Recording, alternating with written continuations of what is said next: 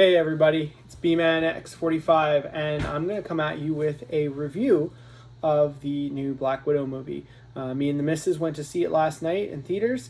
We were very excited to see it. I'd heard a lot of different things. It's been a while since we got to go to the movie. That was probably the most exciting part of it. So with that in mind, I am definitely not the kind of person who subscribes to the woke politically correctness fad that's going on in our media today. I like movies to be about the story. I like movies to be about the experience and what you get out of it.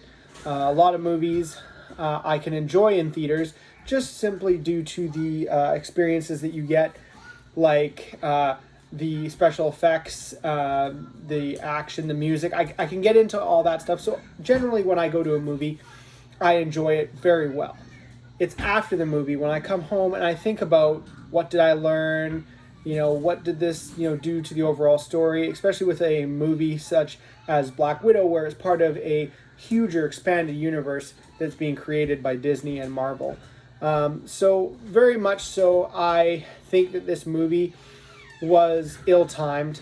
I feel like this movie should have definitely came out before Infinity War, before Endgame. If it had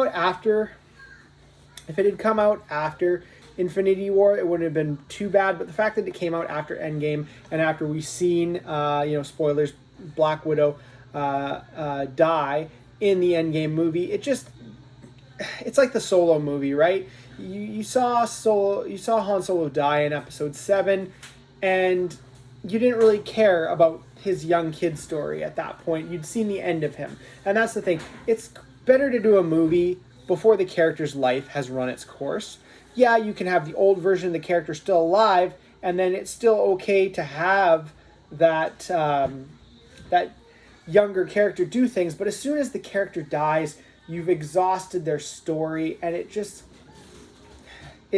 and I know I'm saying that at the same token, I'm really excited for the Obi-Wan Kenobi series, and it's like, well, I've already seen Ben Kenobi's story take its course. But, I mean, that was a little bit different because we only ever got to see Ben Kenobi as someone who was about to die. That was his legacy in A New Hope, was, I'm here to tell you about your father, to tell you about the Jedi, and now I'm facing Darth Vader, and now I'm dying. So it's different for different characters. But definitely I feel like that was one of the things that kind of hindered this movie, was the whole end of Endgame. Visually, it was a stunning movie. The actors and actresses all were amazing. Scarlett Johansson is an amazing actress.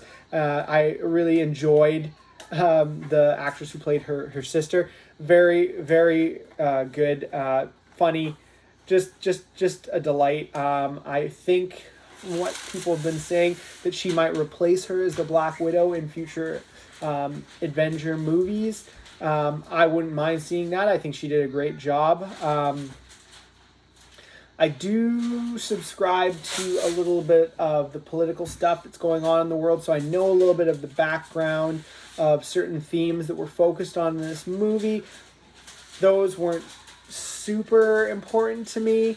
The Red Guardian is phenomenal. He is funny and just a barrel full of laughs the entire time, and just an entertaining in general. The bad guy, I was kind of disappointed in the whole Taskmaster situation. I gotta say, the bait and switch, I felt like it was unnecessary. We've been doing all these bait and switches with a lot of different characters and stuff like that. The fact that they hid that it was a woman under there, and that the original character of Taskmaster is a male. I'm not a big comic book guy, but I know that bugs a lot of comic book fans, that whole switcheroo thing. And I did play Spider-Man PS4, so I did have the privilege of doing that DLC and witnessing that Taskmaster, and it was really great. And it was a really cool DLC, and the Taskmaster, and it was was really well done. And I can definitely say that they really skimped on the Taskmaster in this department. They really made the villain feel less than. And I think they were going for that because they wanted to give that whole, she's brain controlled. She's, you can have her be a redeemable character, which is, there's only so many redeemable villains you need. I mean, you've got Loki, you've got, even Thanos at some times seemed like he had redeemable qualities. I mean, he loved Gamora and stuff like that. No matter how much bad he did and stuff like that, he had those redeemable qualities. And I think sometimes that's cool because we want to let people know that, people can be redeemed, and that's really great. At the same time, sometimes a villain just needs to be a villain, and they need to have those motivations, because good and evil are real things. There is very much evil in this world, and there are people who for all their failings, they're people like you or me, and anyone could be them, but they don't have remorse for the things that they do. Yes, they could be redeemable at some point, but a lot of people, to be redeemable, you have to have remorse for the things that you do.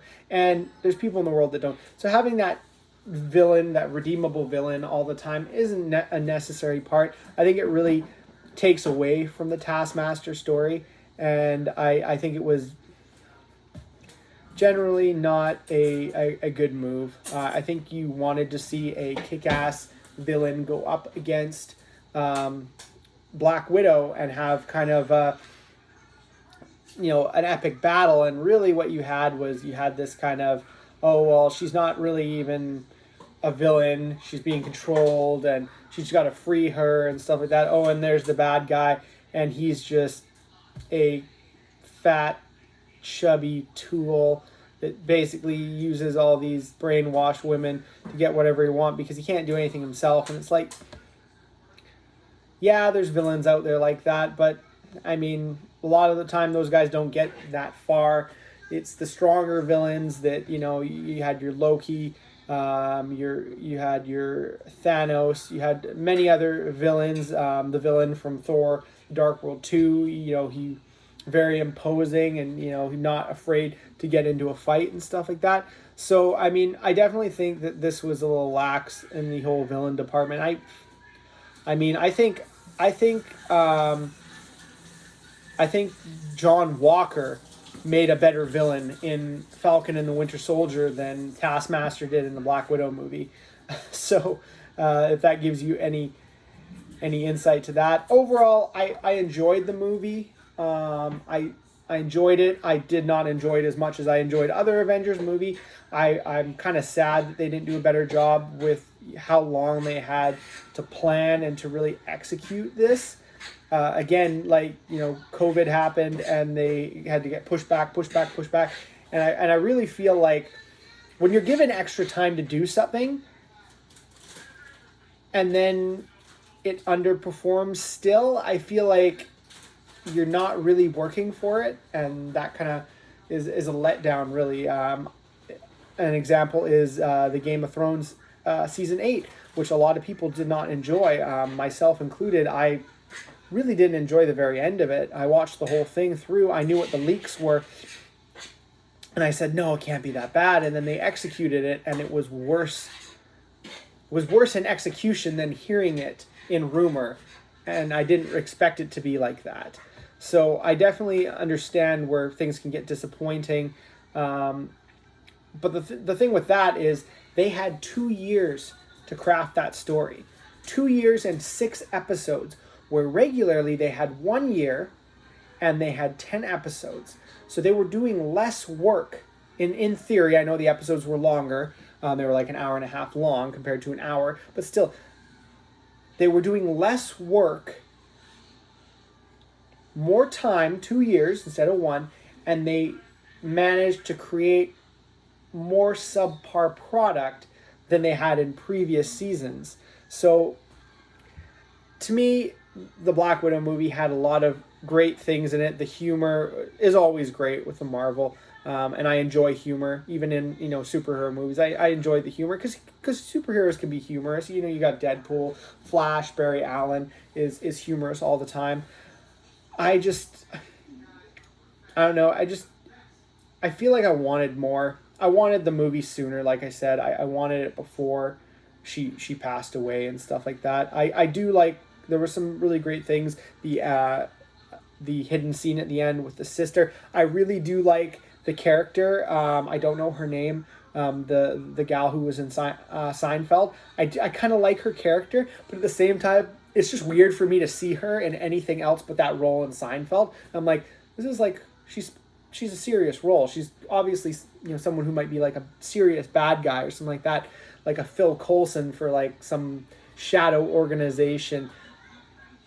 But I can't take her seriously because I just remember the girl from Seinfeld. And it's kind of funny, too. It's the same with Joel McHale being Starman and watching Community for 6 seasons. I don't know how to feel about him being Starman because he's just a funny guy all the time, right? Being a superhero. So that lady is kind of interesting. Like I said, Scarlett Johansson was phenomenal in the role, and same with the Red Guardian was really fun. I like the mother Mila being one, like an older widow, was kind of cool, and just the fact that there's like a whole network of widows out there was an interesting story take. So I mean, overall, like I probably say I give it a 5 or a 6 out of 10. I don't know what a 10 really is. This is one of my first reviews, but and I'm really generous about movies. I'll tell you that right now. I like a lot of bad movies. The biggest thing is knowing when a movie is bad and not. A lot of YouTubers I watch subscribe to theories. There's nothing wrong with liking a bad movie, but you got to admit that it's a bad movie. Like I love the original Mario Bros. Movie with Bob Hopkins and John Leguizamo, and it is a bad movie, everyone. I don't care what, it is a bad movie, but I love it. So, I mean, I wouldn't say this is a bad movie.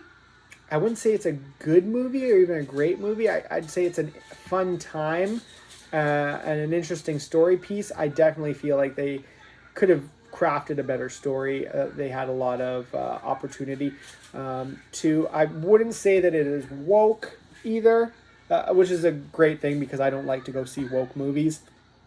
I would say that it is down to earth, and that's really what you want a movie to be. Because having over-politicizing a movie, let's face it, like why do we go to see movies? Hopefully not to see politics, hopefully to get away from real life, hopefully to live in a fantasy world where we don't have to worry about real life struggles and problems. I mean, that's why I go to movies. I don't know about everyone else, but I'd hope that you don't take your work with you to work life and everything else, but that's teach their own, right? So I'd give it a strong, I'd say 6 out of 10. And it could have done 8 or 9, but the whole Taskmaster thing just was a bit of a letdown. And going forward, though, I'm hoping, and I think the sister, the actress who played the sister, could do a great job in the role, unless they bring Scarlett Johansson back, because in the superhero universe, nothing really ever dies, I don't think, anyways. So we'll see in the future. Again, I hope you like this video. Tell me what you guys think below. Leave a comment, subscribe, and ring the bell for notifications. And if you want to see more reviews like this, let me know. Let me know what you'd like me to review. We'll go into a little bit more detail. This one was just a quick one to start off with, and I hope you guys enjoyed this video. Thanks.